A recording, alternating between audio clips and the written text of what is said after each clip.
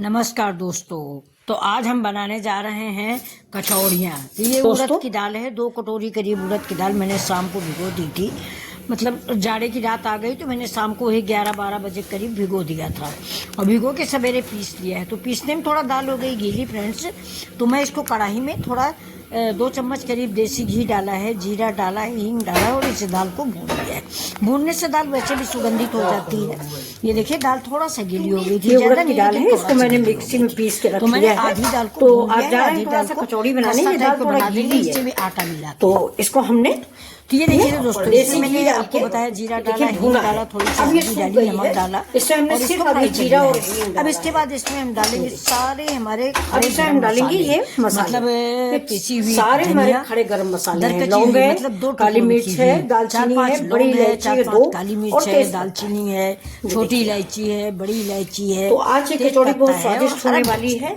तो काली मिर्च का स्वाद इसमें बहुत अच्छा लगता है। इधर आटा मार रहे हैं, आटे में डाला है थोड़ा सा टुकड़े में की थोड़ा सा ये दाल में मैंने और डाल के जरा सा नमक, दाल मैंने देसी घी में भूनी है ही। अगर आप चाहो तो आप जो ये देखिए हमारी ये दाल सकते हो, लेकिन सरसों के तेल में दाल मत भूनिएगा। सरसों के तेल की बहुत बढ़िया सी महक रही है। देखिए देसी घी में हमने ये दाल भून लेंगे। ये जो भुनी हुई दाल होती है फ्रेंड्स, ये हमारी कचौड़ियाँ तेल में भी आप ये दाल आप कहीं भी लेके जा सकते हो। अब इसको ऐसे देखिए गैस को कर देंगे बंद। ऐसे कचौड़ियों में भरते हैं तो 4-5 दिन बाद उसमें लस्सा जैसा छूटने लगता है। अगर आप भून लेंगे तो ये प्रॉब्लम आपके सामने नहीं आएगी। अब देखिए मैंने डाल दिया है इसमें थोड़ा सा 1 चुटकी सोडा। ये जो आपको लाल लाल दिख रहा है ये 1 चुटकी सोडा है।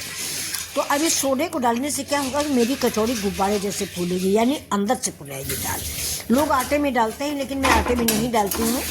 ये एक टिप्स है, आप जब भी बनाएं कचौड़ी के मतलब जो भरावन हो उसमें आप डालें तो आपकी कचौड़ियाँ फूल जाएंगी। अब ये देखिए मेरी हरी धनिया, अदरक, हरा मिर्चा और जीरा ये पिसा हुआ, इसको मैंने धनिया किया है, मिर्चा। इसके बाद मैं हरी धनिया भी डालूंगी, ऐसा नहीं हरी धनिया नहीं डालूंगी। तो अब हम लेकिन ये अदरक अगर हम गोलियां बनाएंगे तो कचौड़ी देती है। और बूढ़े बुजुर्ग भी आपके घर के खा सकते हैं। अब ये जो दाल हम भून लेते हैं इस कचौड़ी को अच्छे में 2-3 दिन 4 दिन तो मैंने सफर पे ले जा सकते हैं। बड़ी इलायची का छिकला भी मैंने निकाल के फेंक दिया है, बड़ी इलायची का छिकला भी नहीं रखा। अब इसको हम जिस हिसाब से कचौड़ी बनाना चाहते हैं उस हिसाब से छोटे छोटे गोलों में इसको डिवाइड कर लेंगे। मतलब दाल को हम छोटे छोटे गोलों में डिवाइड कर लेते हैं और जिससे हमको भरने में भी आसानी हो जाएगी। चाहे तो गोल गोल बना लें, लोई बनाई है ये आजकल ज्यादा तो गोल ही बनने लगी है ये दाल का एक, और चाहे तो इसको दबा दे। चलते हैं बनाते तो 4-5 मैंने गोल वाली बनाई है, बाकी सिंपल कचौड़ी बनाएंगे। अब ये मेरा बन रहा है मूली और पालक का साग। ये मैंने दोपहर में उबाल के रख दिया था, आपको बताया था कि जाड़े में हम साग को उबाल के रख लेते हैं और एक मुट्ठी जब खाना होता है तो बना लेते हैं। कम से कम 3 दिन 4 दिन तो फ्रिज में साग खराब नहीं होता है। उबाल लीजिए और उबालने के बाद इसका पानी हाथ से दबा के निचोड़ लीजिए और उस पानी को आप किसी दूसरी सब्जी में डाल दीजिए अगर खाना पसंद करते हैं तो, क्योंकि मूली का पानी थोड़ा सा कड़वा हो जाता है। मूली के साथ में थोड़ा अजीब सा टेस्ट आता है। मैंने आपको बताया अगर चाहे तो बाहर भी देख सकते हैं और 2 दिन 3 दिन अभी देखिए साग को भून लेंगे। इसमें मैंने लहसुन, मिर्चा, प्याज, टमाटर डाल के हींग डाल, ये देखिए और शाम के लिए फिर पालक का साग, उड़द की दाल है, सब चीज़ों में हींग है और लहसुन है, एक विशेष महत्व रखती है। अब देखिए आटे मैंने गेहूं का आटा मारा है। आप जो आटा खाते हैं, जैसे आप मैदा की बनाना चाहते हैं तो मैदा की बना लीजिए। इसमें मैंने 2 चम्मच मोयन डाला है और थोड़ा सा हींग डाली है और ज़रा सा नमक डाला है। मोयन भी मैंने दोस्तों ज़्यादा नहीं डाला है। तेल जहाँ तक हो सके थोड़ा हम कम खाना पसंद करते हैं। आज बहुत दिनों बाद बनाई इसलिए मैंने तेल में फ्राई किया नहीं। मैं कचौड़ियाँ जो गोल वाली बनाती हूँ इसको भी अपने मेकर में बना लेती हूँ, तो तेल भी नहीं हमारे पेट में जाता और मुझे स्वाद भी मिल जाता है। तो अब देखिए इसको मैं एक कटोरी के रूप दूंगी। मतलब ये कोई बताने वाली बात नहीं दोस्तों, आप सभी लोग जानते होंगे ये कचौड़ियाँ तो सबके घरों में बनती हैं, लेकिन जब वीडियो बनाना है तो बोलना है, कुछ ना कुछ तो बोलना ही है। तो देखिए मैंने आटे की लोई बनाई है और लोई बना के उसको कटोरी का रूप दिया है। जो कटोरी का रूप दिया है उसी में हम वो जो उड़द की दाल के गोले बनाए हैं उसको भरेंगे। भरने के बाद फ्राई करेंगे। फ्राई करने के बाद अपने दोस्तों को, अपने फेसबुक फैमिली को, अपनी यूट्यूब फैमिली को, अपनी इंस्टाग्राम फैमिली को स्वादिष्ट कचौड़ियाँ खिलाऊंगी। आप लोग भी याद करेंगे कि मिथिला जी की दुनिया की कचौड़ियाँ खाई थी। अब ये देखिए मैंने ऐसे भर दिया। देखिए दाल अगर आप फ्राई कर लेते हैं ना तो बहुत अच्छी हो जाती है, वो फटती नहीं कचौड़ियाँ।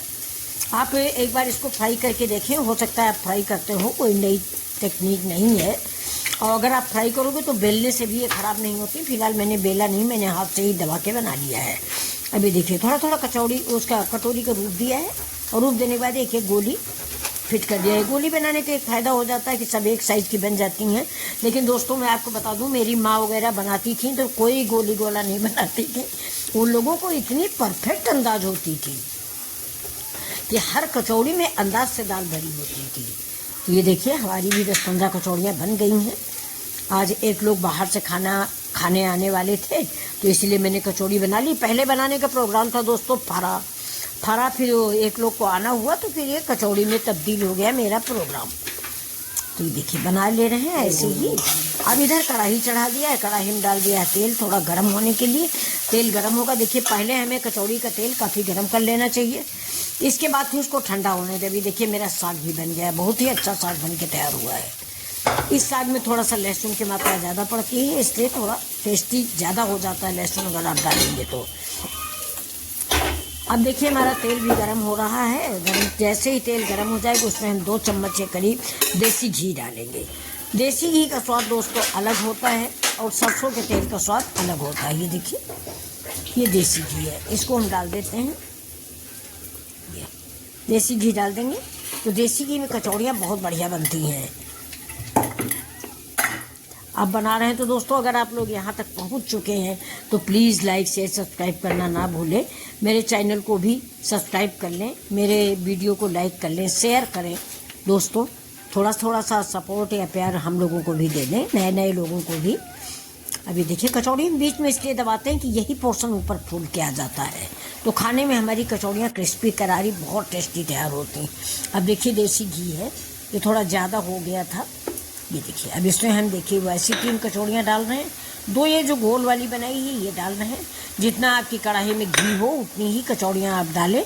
मैंने 5 डाली हैं देखिए।